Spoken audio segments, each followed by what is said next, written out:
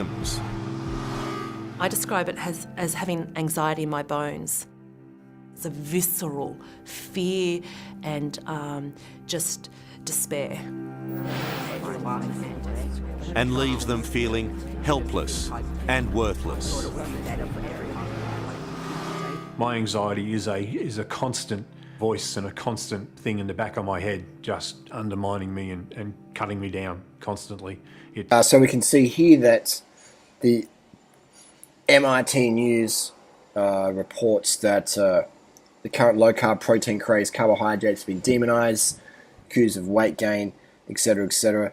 So we basically have all these gurus out there who have no idea about what they're talking about in terms of what is really going to work for weight loss, and they pretend these countries like Kenya, like Asia's not a country, but I guess we should say continents like in Africa and in Asia, you got billions and billions of lean people who don't even really do any exercise routines. They ride their motorbikes around, or maybe they walk a little bit here and there, but their diets are based on carbohydrate, and they're super lean, and they don't have the depression rates that we have here in the West.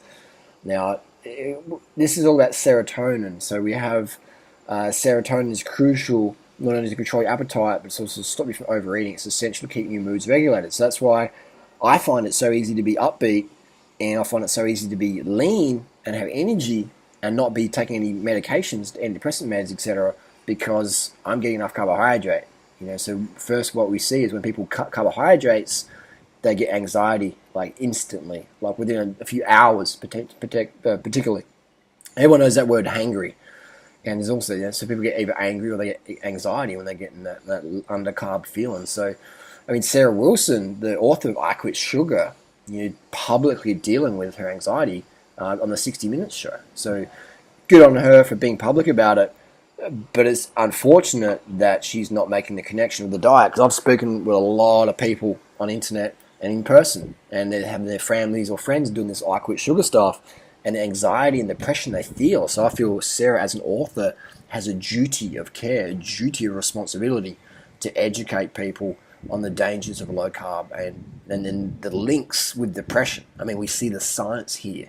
We see the science here that low carb diets increase depression because they decrease serotonin. And then people go, and so let's say you do a low carb diet and you feel more depressed. Well, you're not eating enough carbohydrates. Maybe you're not even doing low carb. Maybe you just don't know how to eat enough carbs, which is like most people's situation. Most people go to a restaurant and have rice, and have like this little piddly serve of rice, and so they're under carb, but not even consciously trying to do low carb. You got people who actually consciously try and cut carbs and go absolutely fucking crazy.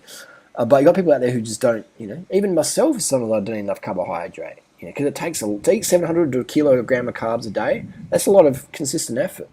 We do that 99% of the time. But there's times where you get caught up, or you're giving to someone, or you just, you've been unorganized, and you can get a little bit spaced out, a little bit like undercarbed, and, just not being yourself, doing stuff that's not really that productive. So, let's say someone's going to do a low carb diet, and then their carbs get cut, so their serotonin drops, and they start feeling depressed, they can't function at work, their sex drive drops, or and then they go to the doctor, so what's up? The doctor goes, oh, you need this. You need these SSRI medications, and then their sex drive gets decreased or fucked up, or guys can't keep it hard or whatever, or girls just they dry up, or there's just nothing going on there, and then but there's no looking at the diet. The doctor doesn't say what are you eating.